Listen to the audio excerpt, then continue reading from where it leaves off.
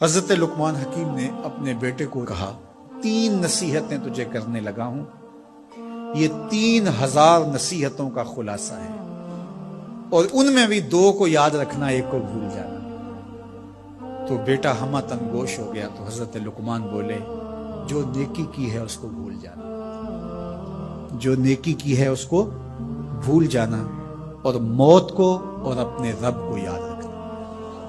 یہ میری ساری نصیحتوں کا خلاصہ ہے۔ جو نیکی کی ہے وہ بھول جانا، چاہے وہ کسی شخص کے ساتھ کی ہے، چاہے وہ نیکی عبادت کی صورت میں ہے، چاہے وہ ریاضت کی شکل میں ہے، خدمت انسانی ہے، کسی رشتہ دار کے ساتھ نیکی کی ہے، تو کہا بھول جانا جس طرح کی ہوئی نہیں ہے۔ حضرت معاذ بن جبل رضی اللہ تعالیٰ عنہ حضور کے روضہ انور کے سامنے بیٹھ کے رو رہے تھے۔ حضرت عمر گزرے تو پوچھا اے معاذ کیوں رو رہے ہو؟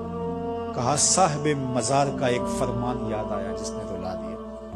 کہا وہ کیا فرمان ہے؟ کہا ایک دن حضور نے کہا تھا ادنا سی ریا بھی شرک ہے، تھوڑی سی ریاکاری بھی شرک ہے۔ اللہ صرف اس عمل کو قبول کرتا ہے جو محض اس کے لیے کیا جائے۔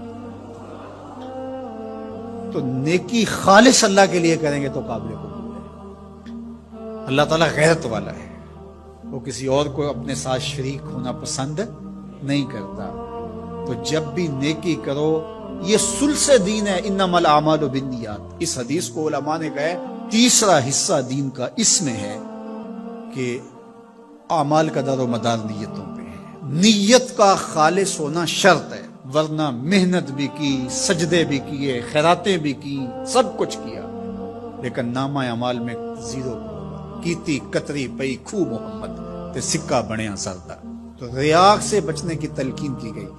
حضرت لقمان حکیم نے کہا جو نیکی کی ہے اس کو بھلا دینا، اللہ کو اور اپنی آخرت کو کبھی فراموش نہ کرنا۔ جب آخرت مستحضر رہتی ہے، ہر وقت بندہ خیال میں رہتا ہے کہ میں اللہ کے حضور پیش ہونا ہے، ایک میدان لگنا ہے، وہاں ترازو بڑھے گا، اعمال تولے جائیں گے، تو خود بخود اپنا محاسبہ کرتا رہتا ہے۔ یہاں وہ کچہری خرید سکتا ہے، عدالتیں خریدی جا سکتی ہیں، تھانے یہاں بک جاتے ہیں، یہاں منصف بک جاتے ہیں، لیکن وہاں اللہ کی پولیس نہیں بکے گی، وہاں کے تفتیشی نہیں بکیں گے، وہاں کے تھانے، وہاں کی کچہریاں نہیں بکیں گی، وہاں ترازو پورا وزن تولے گا۔ یوم تبلی السرائر فما له من قوت ولا ناصر۔ فرمایا جس دن راز کھول دیے جائیں گے، کوئی کسی کی مدد نہیں کر پائے گا، اور نہ کوئی طاقت سے اپنے عیب کھلنے سے روک سکے گا۔ جب مستحضر ہوگا کہ میں اللہ کے حضور پیش ہونا ہے، ایک کچہری لگنی ہے، ایک عدالت لگنی ہے۔ آج مکار آدمی، جھوٹا آدمی، خائن آدمی، بد کردار آدمی بچ کے نکل جاتا ہے، عدالتوں کو چکمے دے جاتے ہیں، لوگ عدالتیں خرید لیتے ہیں، دھمکا لیتے ہیں، سب کچھ ہو جاتا ہے اس دنیا میں۔ طاقتور کی کوئی بات نہیں کرتا، کمزور پھٹے چڑھا دیے جاتے ہیں، لیکن ایک عدالت ایسی لگنے والی ہے جہاں انصاف ہوگا، جہاں عدل ہوگا۔ تو اس لیے کہا کبھی اس کو فراموش نہیں کرنا، اور دوسرا اپنے رب سے کبھی بھی غافل نہیں ہونا۔ اپنے رب سے جو غافل ہو جاتا ہے وہ زندگی کے مقصد کو کھو بیٹھتا ہے، اور اسی کو رومی کہتے ہیں دنیا ہے یہ چیز، دنیا از خدا غافل بدن۔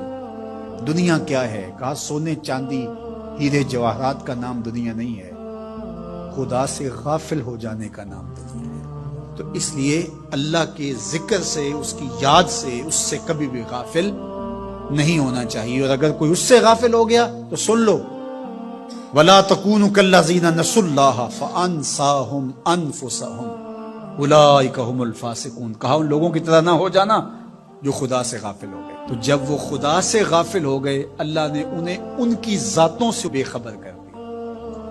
کسی نے کہا اقبال سے کہ تو نے خود ہی کا سبق کہاں سے لیا تھا؟ کہا قرآن کی اس آیت سے لیا تھا۔